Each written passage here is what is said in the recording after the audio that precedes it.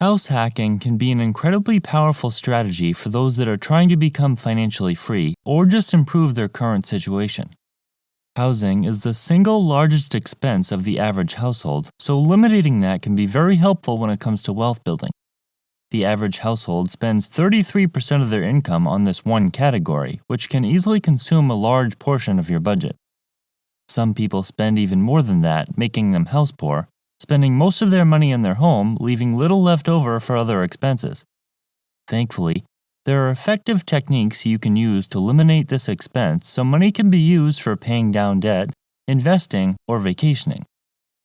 Take a look at how you can live for free and relax as someone pays your mortgage or rent every month. Watch to the end to hear how savvy investors are making huge amounts of money with their property in a way that you may never have thought of. My name is Chris, and I help teach people about money, personal finance, and investing. If you're interested in improving your financial future, make sure to subscribe to the channel and hit the like button if this video is helpful. House hacking is traditionally when you own a property and rent out the unused space. The rent generated can often meet or exceed the cost to own the property. For example, if your housing cost is $2,000 per month, charging $2,000 per month for your extra space could allow you to live in that home for free.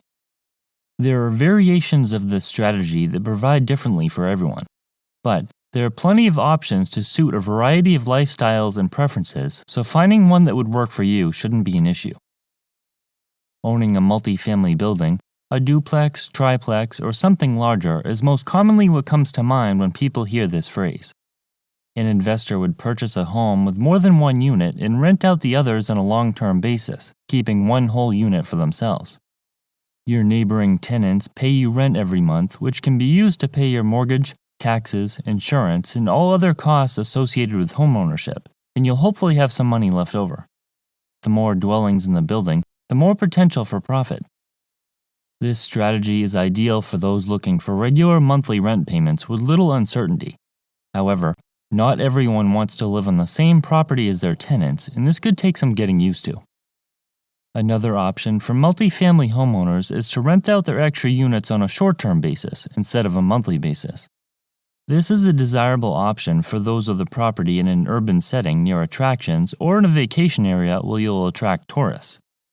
Listing the property for rent on Airbnb would attract guests on a nightly basis who might stay for a week or just one night. Depending on your area and property type, the income potential could be much higher than renting on a long-term basis, sometimes 2, 3, or 4 times higher. There will be different managerial tasks required, like cleaning, stocking toiletries, and handling guest feedback, but the extra income can be enough to quit your full-time job in some cases. There are many instances where people are able to quit working and nearly retire with just one successful short-term rental. A large, multifamily home isn't needed to earn rental income, which can make it easy for those looking to house hack with little to no money. If you have an extra room in your house, this could be an opportunity to find a tenant willing to rent. Many renters are happy to have just a room in someone's home as opposed to an entire house or an apartment. This is often much more affordable, easier, and temporary. Renting one room could bring in $500 to $1,000 or more per month, depending on your home and location. Even better, renting out multiple rooms could bring in excellent income to offset your housing expense. You don't always need to own the property either. Landlords are sometimes open to subletting if they know the rent is going to get paid and their property is going to be well cared for. If you have a friend or family member looking for a place to live, perhaps you'd consider taking them in as a roommate. Renting out a room in your home on a short-term basis has also gained popularity since Airbnb became mainstream. While odd to some people because common space is usually shared, others love the fact that they can meet travelers in this way who will only be staying in the home for a short period of time. Rates vary drastically, but it's a viable way to earn $100 or more every day. It still requires the management of a short-term rental, but it can be easier to manage while living in the unit. Cleaning one room usually doesn't take too long if you're doing it yourself, and it's easy to restock and keep an eye on things. Having a revolving door of tenants in your home can take some getting used to, but it can be preferable in that you're not stuck with the same roommate if you find they're difficult to live with. Furthermore, you don't have to rent to someone every night. You could only rent on weekends, holidays, or other in-demand nights that allow you to charge a premium. Another form of earning money from where you live is by purchasing a home that has the potential for you to build equity. Most commonly, this comes in the form of a fixer-upper that needs some work. Since most home buyers search for properties that are turnkey, you can usually purchase an outdated home that needs some TLC for a discount. Of course, you'd need to buy it for a low enough price that you could put the needed repairs and updates into the home and still make a profit.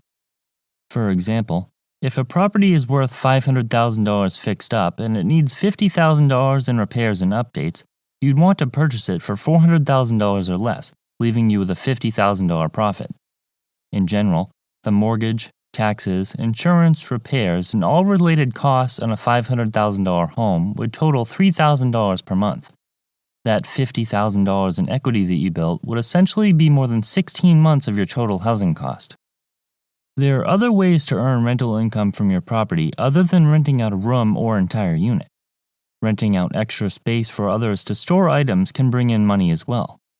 An extra garage space is perfect for someone who has seasonal recreational vehicles like ATVs, snowmobiles, boats, or even an antique car and doesn't have the room to store it themselves. Basement storage is valuable to someone who lives in a small apartment with nowhere to store their Christmas decorations and extra clothes. Maybe you have a large, dry attic that doesn't get used that can be rented to someone you know. Even an outdoor parking space that provides no value to you can be in high demand. Some investors are earning huge profits by being creative and thinking outside the box. For those with a property that has extra yard space, it can be an amazing opportunity to create a short-term rental experience.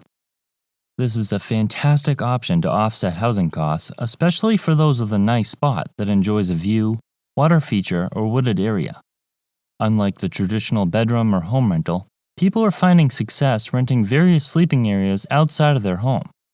This could be a tiny, shed-like home with a small kitchen area, a camper with a grill, a tent, or even just a camping spot with a fire pit and a place to relax. Guests from urban areas seek out these rustic experiences and are willing to pay a surprising amount of money for them. For an experience such as this, guests commonly pay near what a hotel in that area would charge. Although a hotel is clearly more luxurious, there's no private outdoor space to have a campfire, grill, and enjoy peace and quiet. Being creative with this strategy has been proven to be incredibly lucrative in the right area. There are pros and cons to each method of house hacking. With the many options available, you should be able to choose one that would work for you and help you pay for your housing. Freeing up your largest expense column can make an astronomical difference on your finances, and it's something to think seriously about.